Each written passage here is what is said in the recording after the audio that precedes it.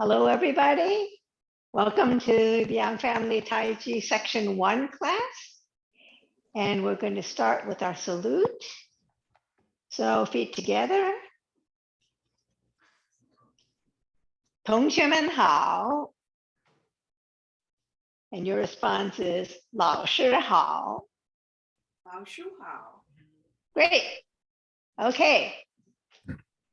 What I'm thinking is from now on, I'd like to start by doing standing practice. And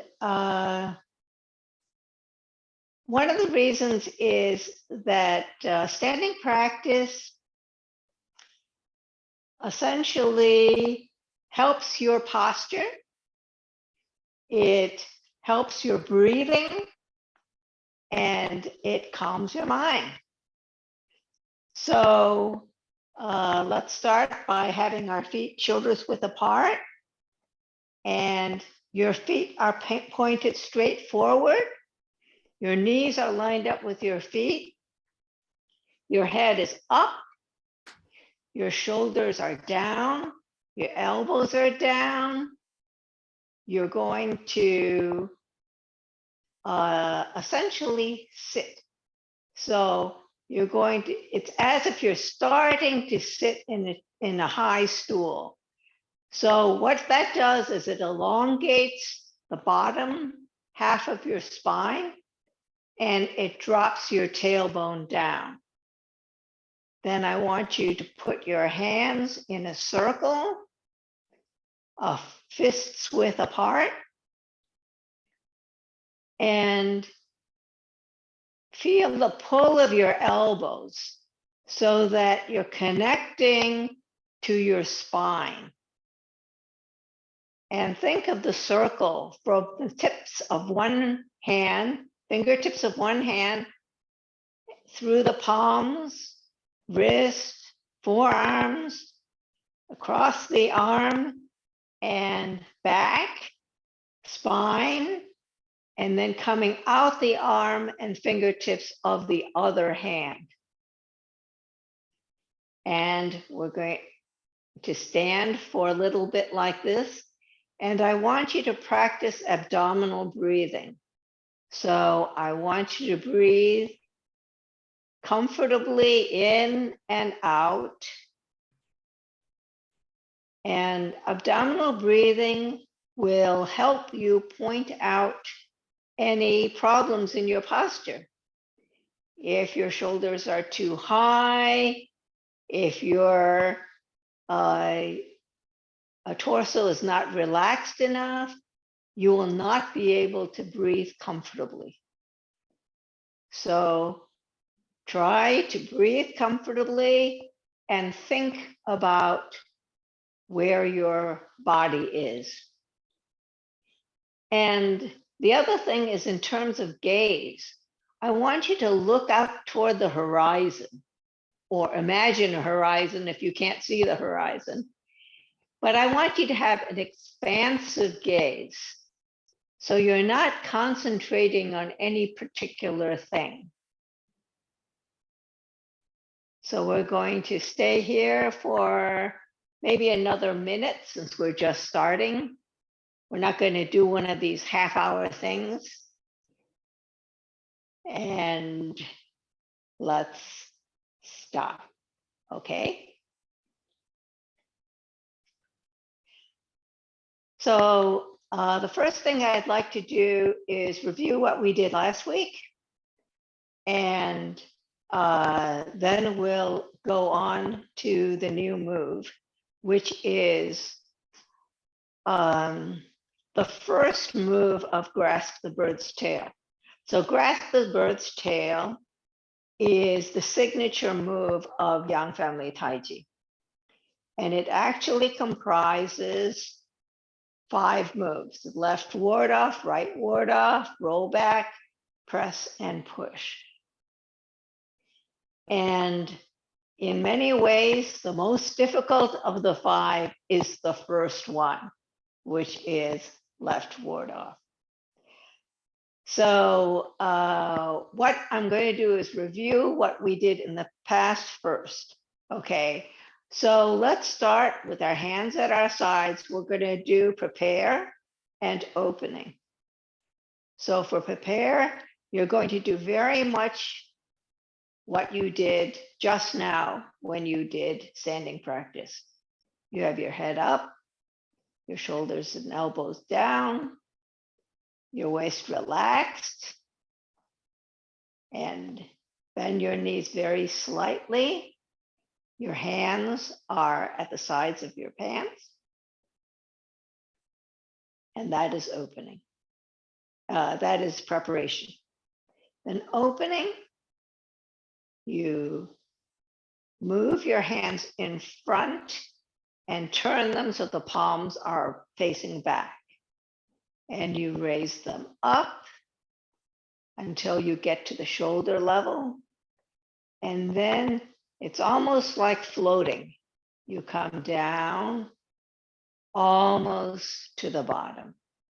So at the end, your hands are still parallel to the floor.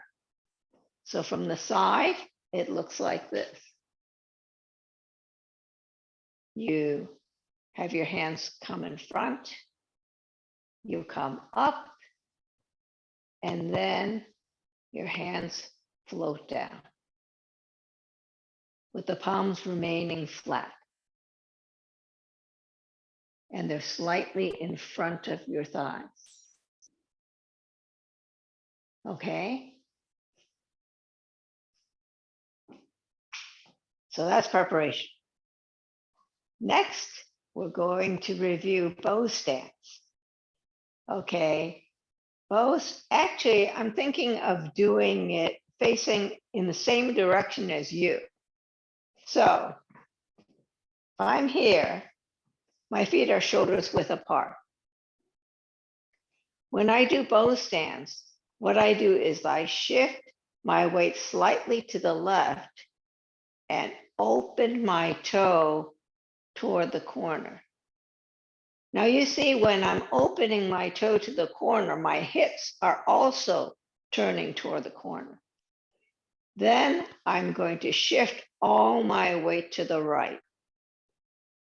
And then that frees up my left foot. So then I can step and then heel, ball, toe, bend knee. And when I'm at my final position, I'm 60% in front and 40% in back.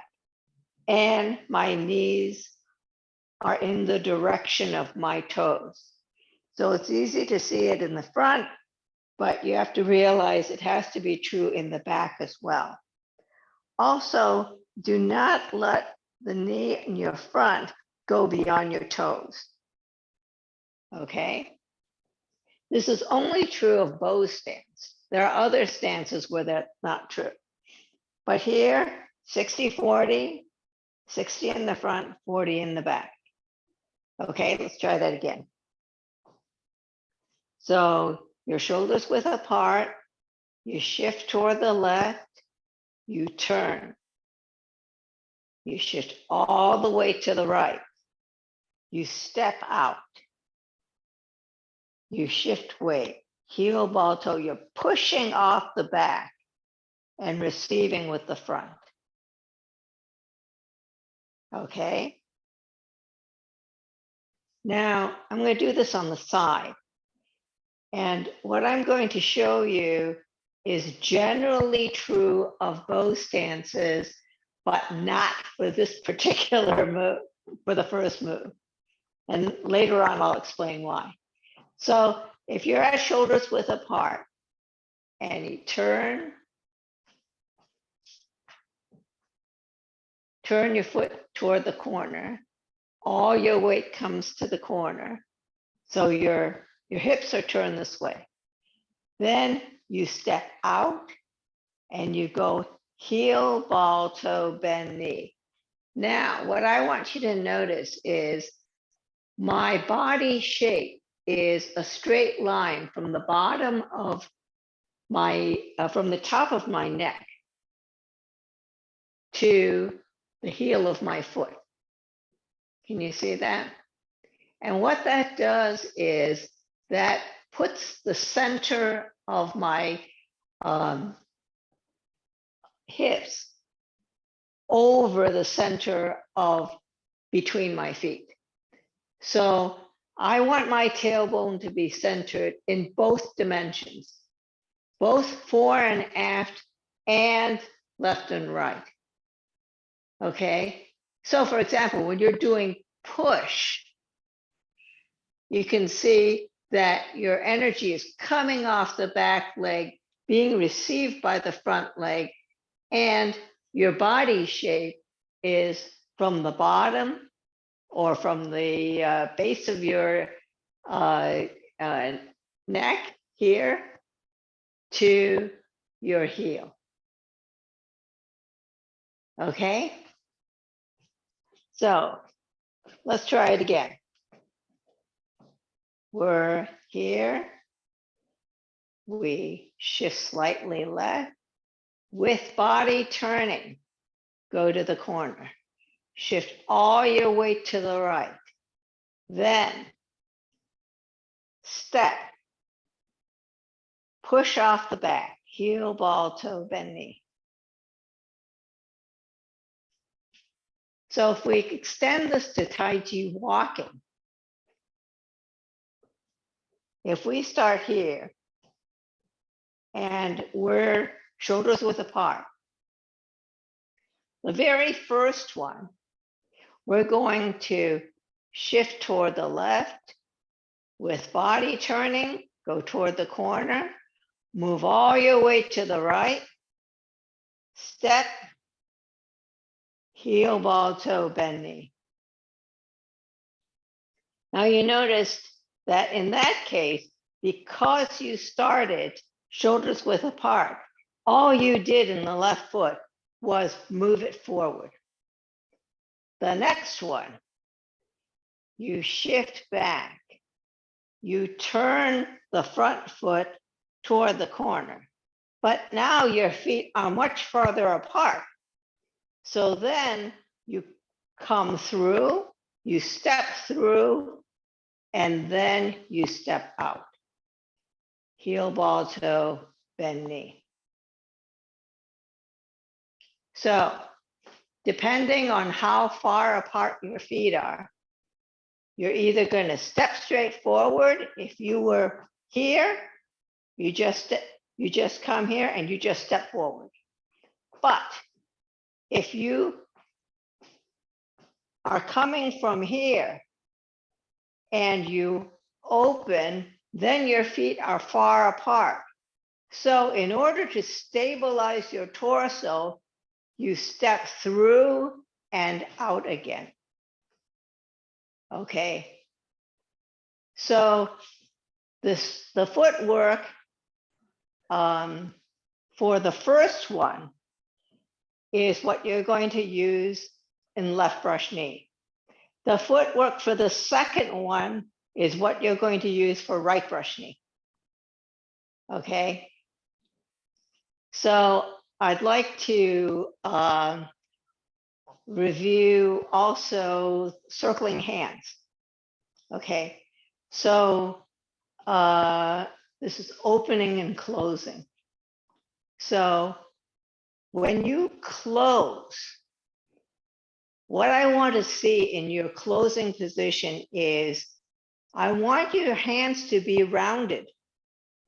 So you have this rounded shape on the bottom, which is almost like cupping your elbow, and you're seating your other hand so you have a rounded shape like this. You see the slightly rounded shape because you're seating your hand. So when you open, you're going to open so that one hand is up and one hand is down. The palm is facing out on the up hand and back on the down hand. Then you're going to extend, reverse. What was up is down and what's down is up. What was forward is back and what was back was forward. And then you close.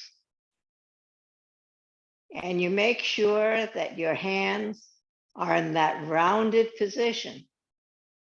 So open, one up, one down, extend, change positions, and close.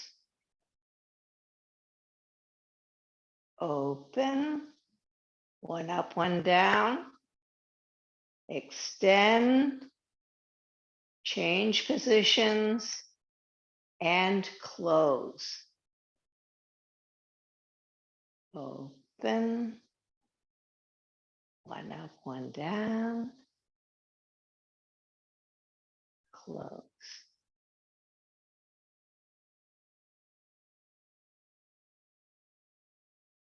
Extend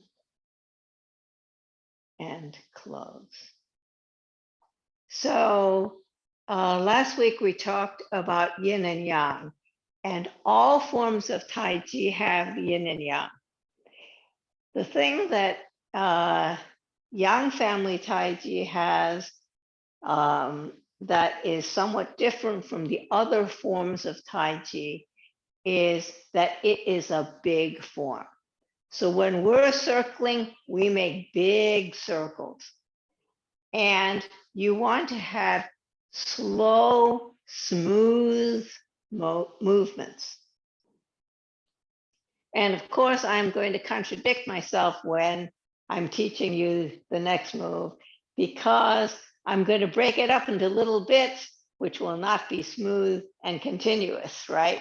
It's all going to be little choppy movements. But once you learn it all, I want you to make it smooth and continuous, okay? So let's work first on the footwork and the body shape, okay? First, I'm going to do the whole move in 3 directions so you can see it, okay? First, I'm going to do it in the direction that you will be doing it, okay? So I'm here. I've done preparation and opening. So my hands are almost at the bottom. Then I'm going to shift left, turn right.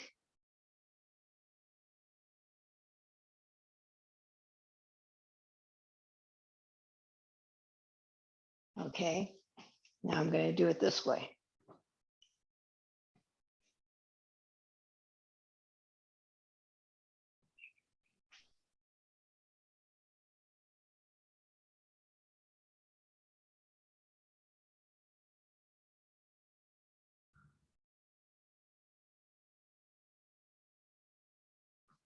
And this way.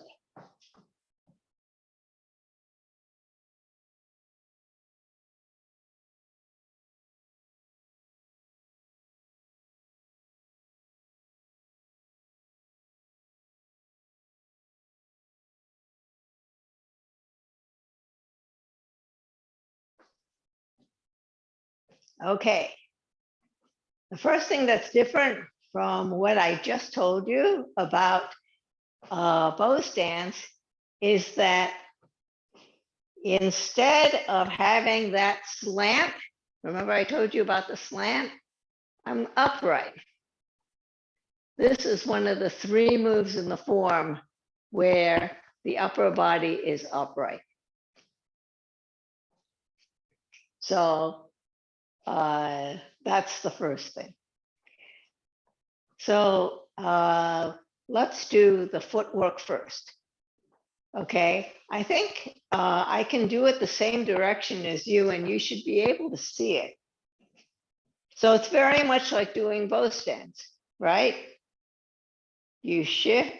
So number 1, you shift weight to the left in order to release the toe of the right. Okay. 2, you turn your toe to the corner and your hips go with it. 3, you put all your weight on the right. 4, you step just straight forward. And 5, you push off the right, heel, ball, toe in the front, bend knee, and you turn. So if we look at the body in coordination with the footwork, you have shift slightly to the left, 1, 2, turn body with your right foot to the corner. 3, shift all your weight to the right, but turn your upper body to the front. 4, step.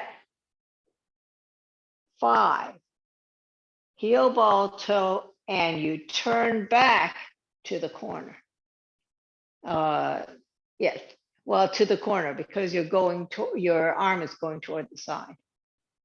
Okay, so I want to remind you that your waist can move separately from your hips.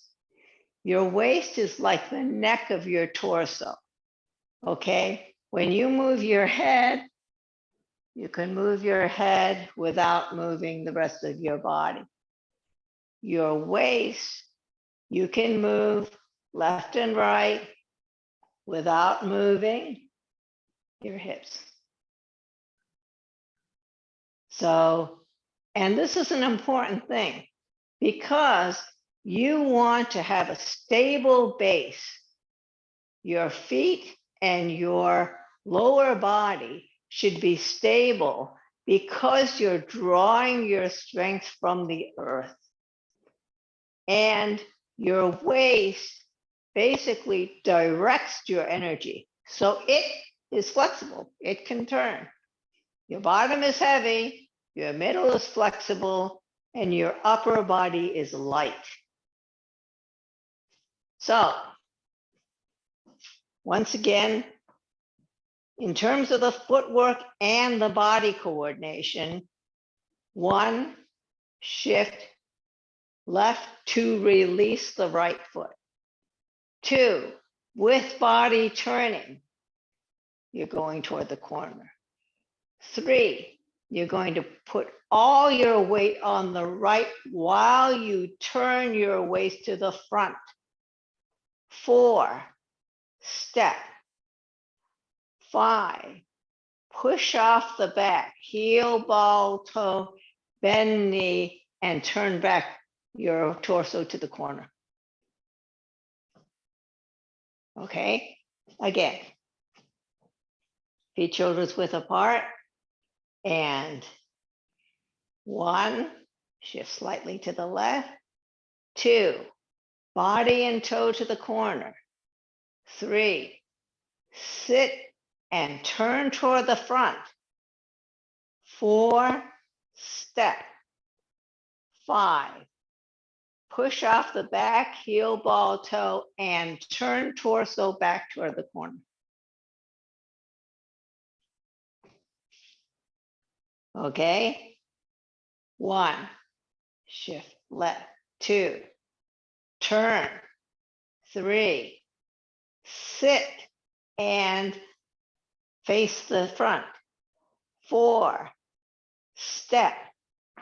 5, push off the back, heel, ball, toe, and turn back to the corner.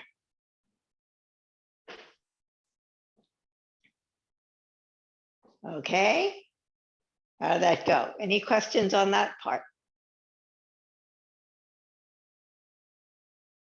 Okay, now let's do the hands. The hands, it's hard for me to do it in the same direction as you. So I'm going to do it facing you just so you can see it, okay?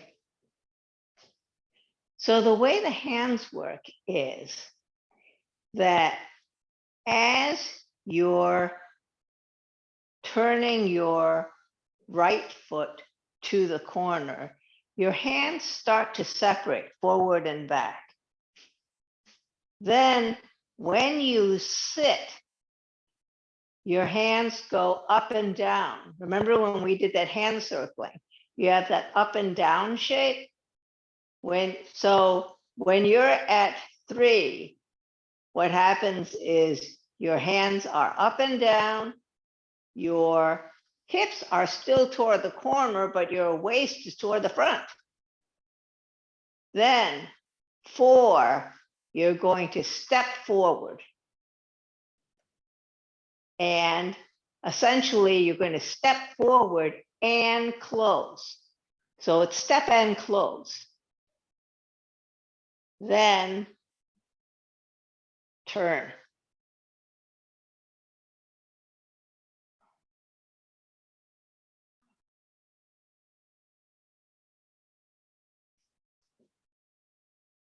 So generally, your hands are in a rounded shape, but this final position, it's pretty straight. Okay. And what happens is that when you're here, okay, so you're here, you're up and down as you shift your weight, step and close. Then as you bend knee, this hand passes over the middle of the other hand's forearm. Can you see that? So it ends up that the tiger's mouth is pointing to the middle of the other arm, the other forearm. So when you have 1, you shift to the left. 2, you turn and start to separate your arms. 3, shift all your weight to the right, and you have 1 arm up, 1 arm down. The top arm palm out, the bottom arm palm back. Then step and close. Then as you shift weight, heel, ball, toe, you turn and the arms separate, 1 up and 1 down. So I'll do it the same direction as you, just so that you can follow along. So here, I'm almost at the bottom. I shift slightly to the left, 1. 2, I start to open. 3, I shift all my weight to the right, and I have my hands 1 up, 1 down. 4, I step and close. 5, I heel, ball, toe, shift weight, turn, and left hand is left ward off.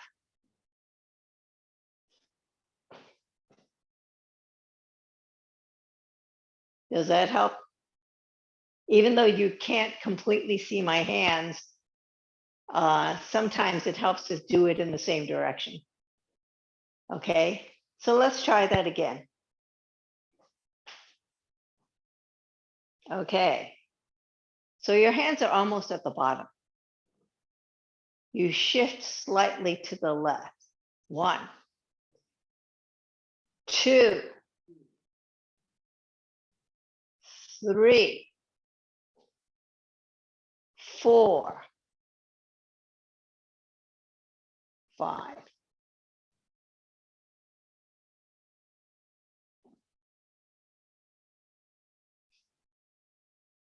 Now, the way that you get that vertical position, here, I'll show it to you this way. When you're here, open.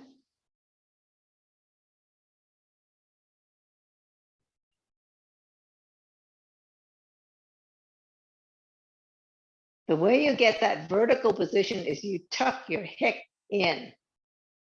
So instead of being this, by tucking your hip in, you can get that vertical stance. See, you're moving from here, from this kind of stance, you're going to move the hip in, and that allows you to have that vertical look.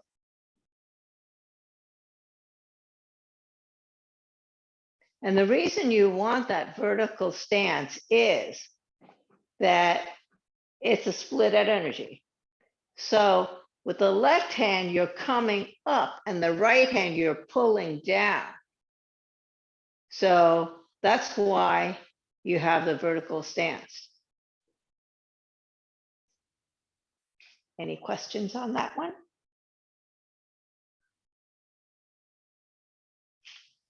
Let's do it a few more times. Okay, so you're almost at the bottom.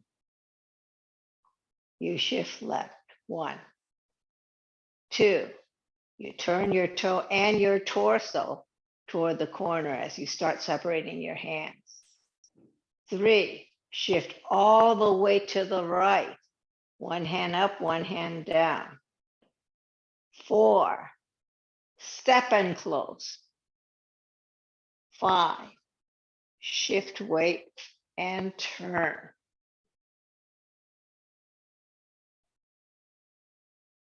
One of the things that I want you to particularly watch is make sure your knees are in the same direction as your toes. It's very easy for you to collapse one or both of them. So it's easier in some ways to make sure that the front one is straight because you can look at it. But remember, the back one has to be in the toe direction also. Okay. Try again. Would you like me to do it in another direction? No, that's Preference? No? Okay. For me, I like to follow the same direction because then my left and my right are the same as the teacher's left and right. But if I'm facing you, then it's reversed. Okay, so I'm going to keep doing it this way unless you would like it another way. Okay, so you've done opening. Your hands are almost at the bottom. 1, shift slightly left. 2, open to the corner. 3, all the weight comes to the right. 1 hand up, 1 hand down, and you're facing straight. 3, step and close, or rather 4, step and close. 5, push off the back and turn.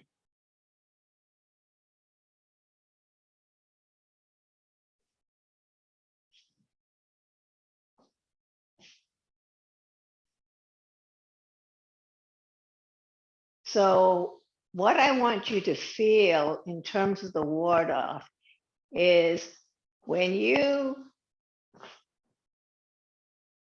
here, you start to separate. All your weight goes on the right. Step and close. Now, this hand, I want you to feel a swinging up. So as you come here, swing up.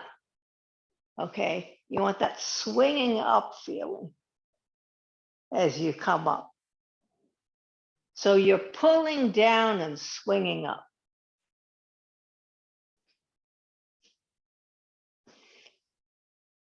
So basically, in terms of your upper body versus your lower body, when you're here, you've turned toward the corner. When you put all your weight on the right, your upper body turns straight and you step out. And as you go heel ball toe, your upper body turns back to the corner as your arm swings out to the side.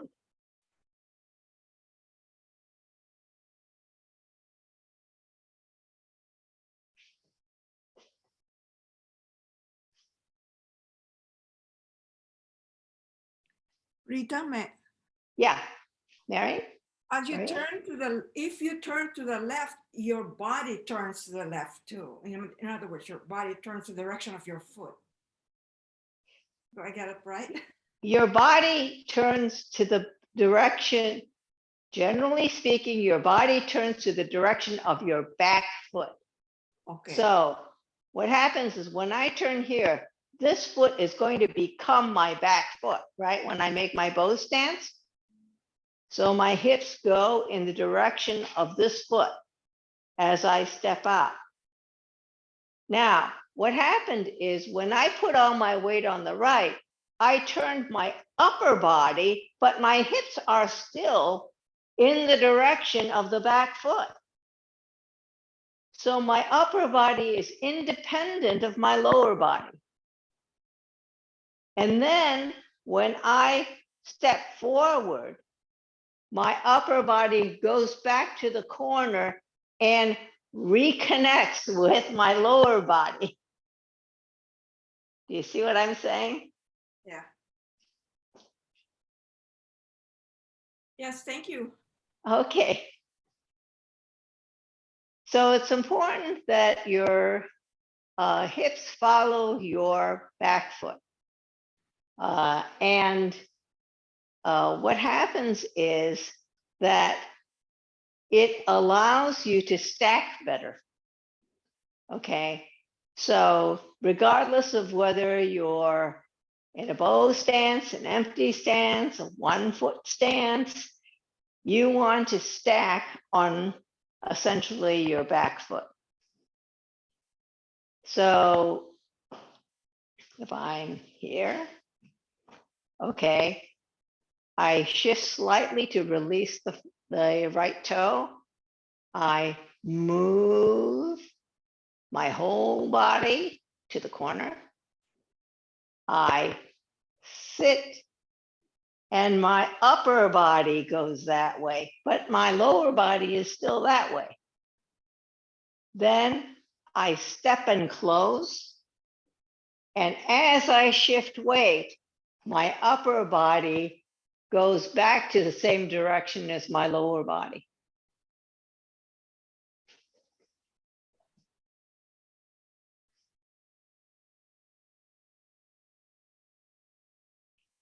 Questions? Can I ask a question even though I came into the middle? Absolutely. My understanding, and please correct me, is in the final position, our upper body and hips are facing the corner, but our head is facing a different direction, Yes. like 3 o'clock. Yes. Is that correct? That is correct. Great. That is correct, because you're following the dominant arm. So what happened was you shifted, you turned. I'm this way, okay? Step and close. And then my gaze goes that way.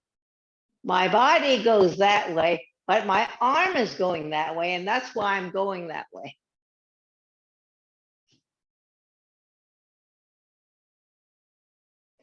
You have to, this one is a little different from most of them because in most cases, you imagine that your opponent is in front of you.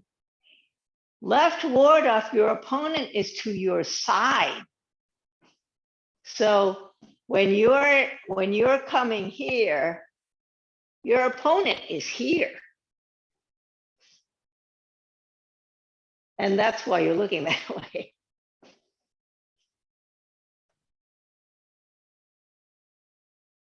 So if you imagine, essentially, it's as if you are pulling down your opponent's right arm, and this comes under the right arm, a right upper arm. You're like breaking his elbow. So it's one of these things. But they are right there.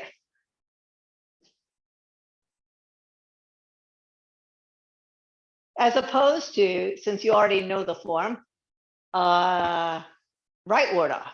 Right ward off, you're here because your opponent is right in front of you. And that's why right ward off is not symmetrical to left ward off, because your opponent's in a different spot.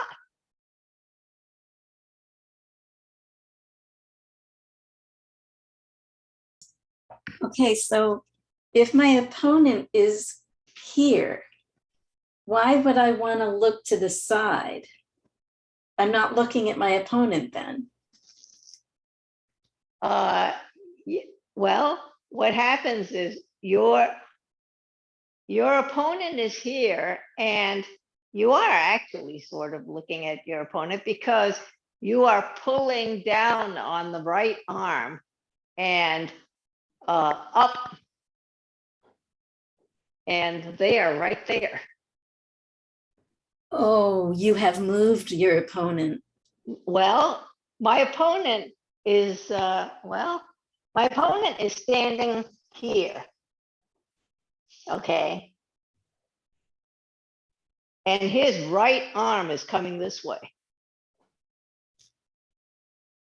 And my middle forearm is coming up his upper arm, and I'm pulling down with my right hand.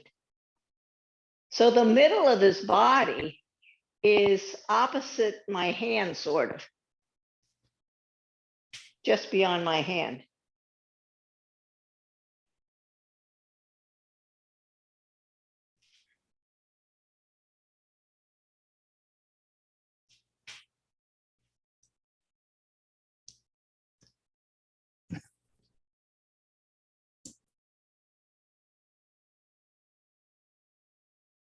What are you thinking?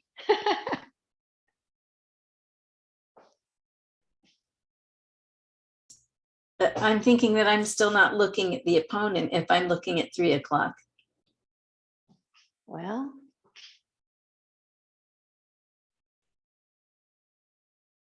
I guess you are not looking directly at your opponent. That is true, because your opponent is on this side of your hand. Right. But you are essentially following the energy of your own hand. So it's as if you are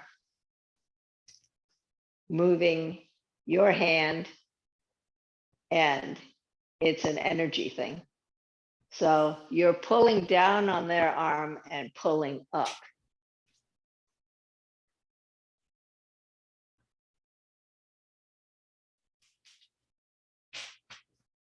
Okay.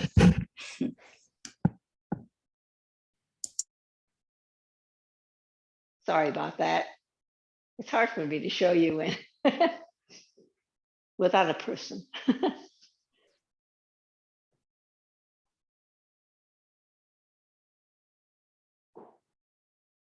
Did you have a question, Rita?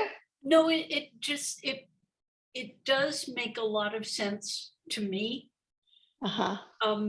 But I think if we were, doing push hands, and you can see, Yeah. because there are a whole family of techniques in martial arts where we're, for instance, what I trained, somebody is grabbing one arm, Yes. say my right wrist, and I take it down, and the other arm comes up, and you split. Right. You This come is a up split. under the elbow, splitting the energy, and this makes sense Yeah. to me. I can feel it, Right. what we would be doing, but I think on Zoom we'd have to be trying this. Yeah. That's true. This is one of the reasons why people say that push hands really helps your Yes. hand form, Yeah, because you know where the energy is going. yeah, you see it in action and go, oh, okay, that. Yeah. But this makes sense to me. Okay. Well, I'm glad. Okay, let's do it a few more times just so that people kind of get it into their bodies. Okay. So let's do it from the beginning. So you're at prepare. Your feet are shoulders width apart. Your head is up. Everything else is hanging down. You sit slightly, bend your knees, and elongate your spine. Your hands are at the side of your pants. Opening. Turn your hands and come up to shoulder level. Then gently come down, almost to the bottom. Grasp the bird's tail, left ward off. Shift slightly left. Turn right. Sit. Step and close. Left ward off.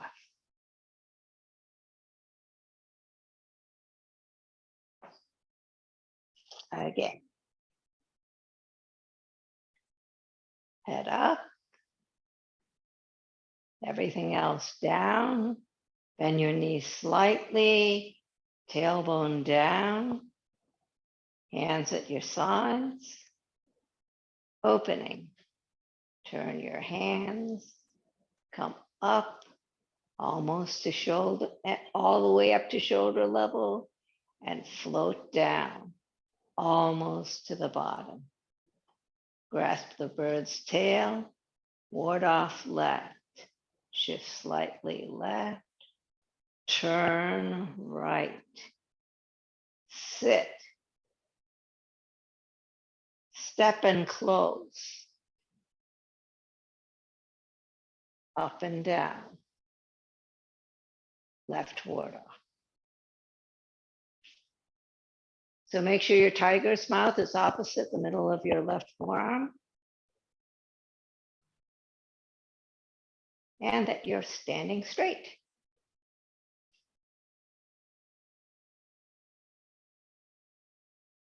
Okay.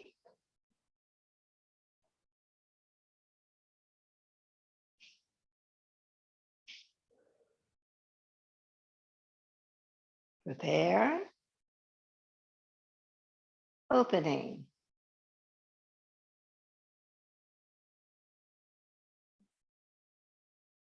Grasp the sparrow's tail, left ward off. Shift left, turn right, sit, step and close, turn and open.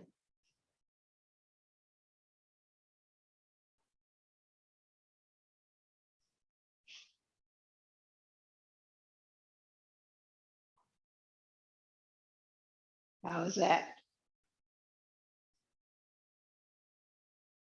Good. Okay, I want to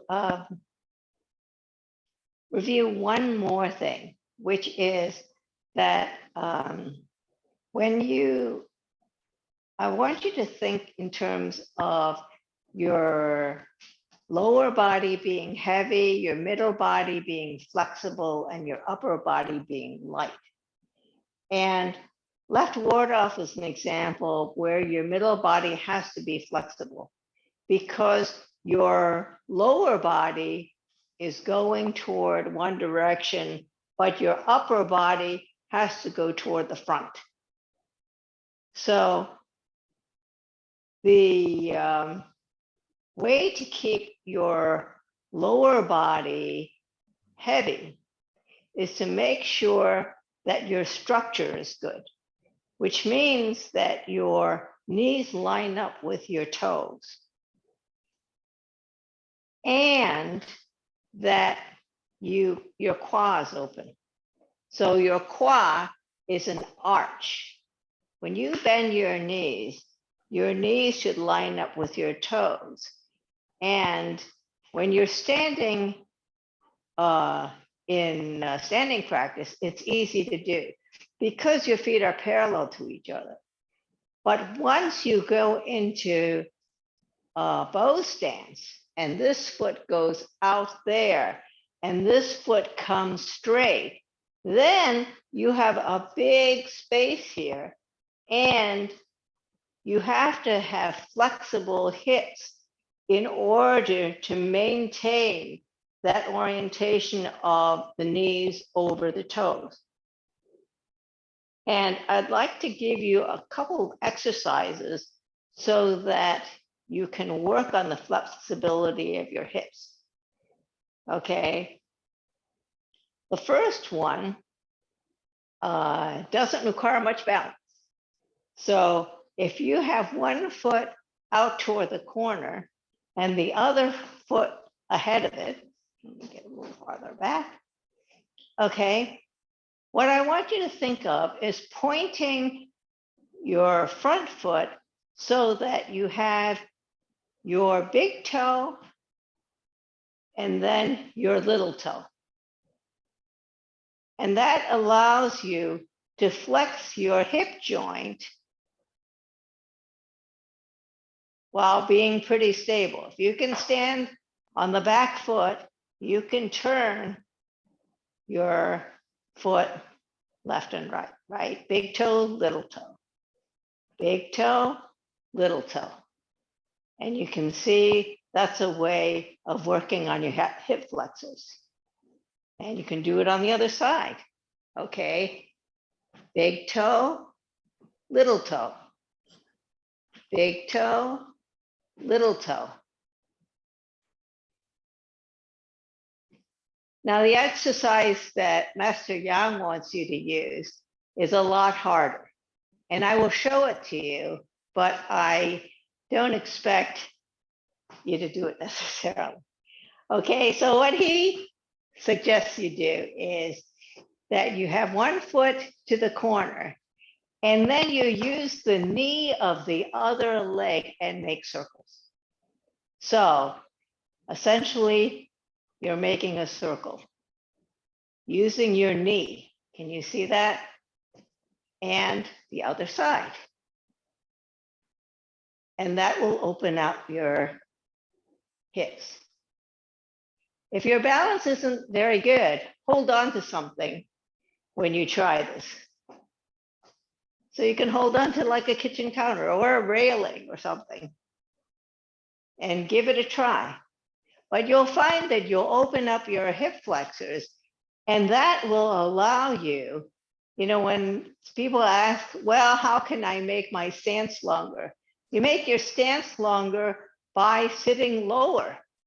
Okay, so if I'm here, I move my foot out. That's as far as I can step. Because I cannot step farther, then I come back. Okay, now, how do I make my stance longer? I lower my stance. Then I can step farther, right? I can step farther. But it requires stronger legs and more flexible hip flexors.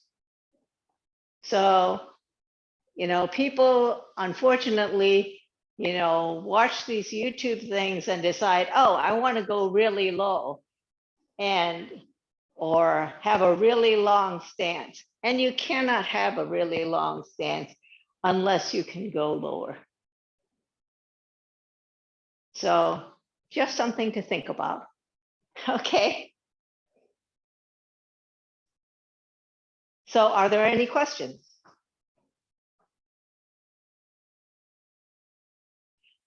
Originally, we had practice scheduled with Alan tomorrow at 5:30, but he had an unexpected extension from his business trip, so he won't be able to make it. So he won't be able to start until next week. So I just want to give you a warning. And thank you for coming to class. And we'll do our exit greeting, which is goodbye. Okay, so it's 同学们再见. And your reply is 老师再见. 是再见。 Okay? Thank you very much for coming. 谢谢再见。 Okay. You, Rita, You're and welcome. you are online. I've seen your first lesson. You've seen my first lesson. Okay, so Mike did get it online. Thank you. Okay, great. Bye-bye. I'll see you all next week. Okay. Bye bye. Bye. Bye-bye. You, Rita.